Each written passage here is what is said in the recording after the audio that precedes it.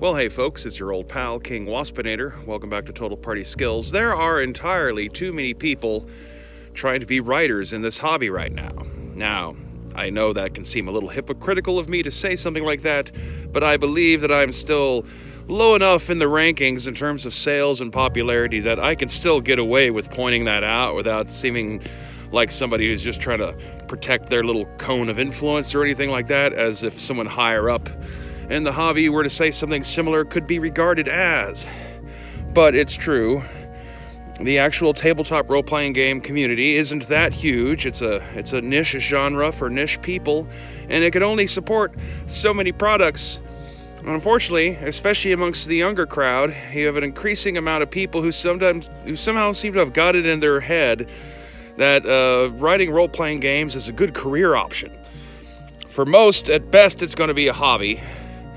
Most of the big companies are still operating under this philosophy that if you really want to do your brand justice and get it to a point where you can be like Star Wars, and their only real purpose to D&D is so they can have D&D branded socks or maybe a men's electric razor with a D&D logo on it.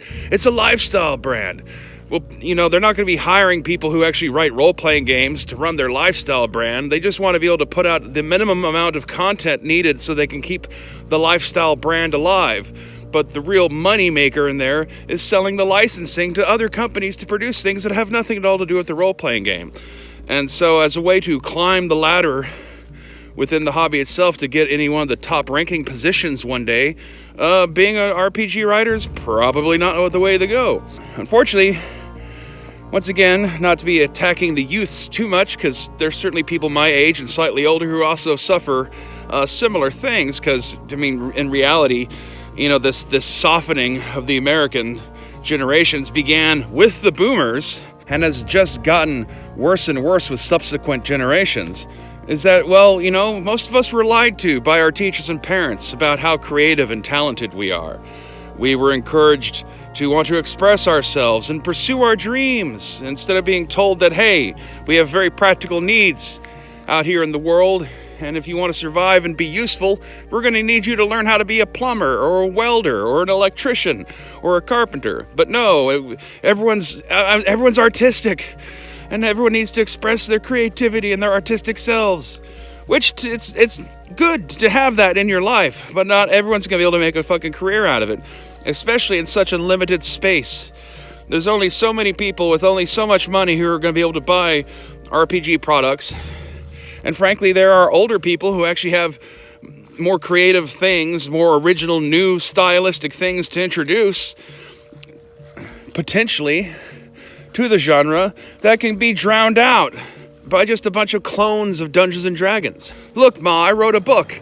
It basically is just a massive imitation of a book I already had read and that other people have also written their imitations of. But look at me, I'm a writer. I'm sure capitalism can be blamed. Anyway, everyone could be a role-playing game writer if we didn't need money. But the thing is getting rid of money would just return us to the original tyranny of Mother Nature. Mother Nature, the world's first and worst fascist, who before money was ever invented, had enslaved us all with the concept of winter and the fact that you have to bust ass all year to make sure that you have enough supplies so that you don't freeze to death and starve during the winter. We live in a luxurious time where we can entirely detach from all that shit and think for even a second that we can make a living by entertaining other people. Entertaining people is something that was just kind of a courtesy you would do just to help the tribe, so to say. Keep the kids occupied, tell a story around the fire. But now it's been turned into this is someone's life calling. It's their special mission from God sent to earth to entertain people with their brilliance. It makes it harder for every one of us who actually feels they have something to contribute, that there's so much crap out there in the wind sucking up energy. It's going to be made worse as more and more people start using AI to supplement the fact that they don't even know how to write or understand the rules that they're trying to write for.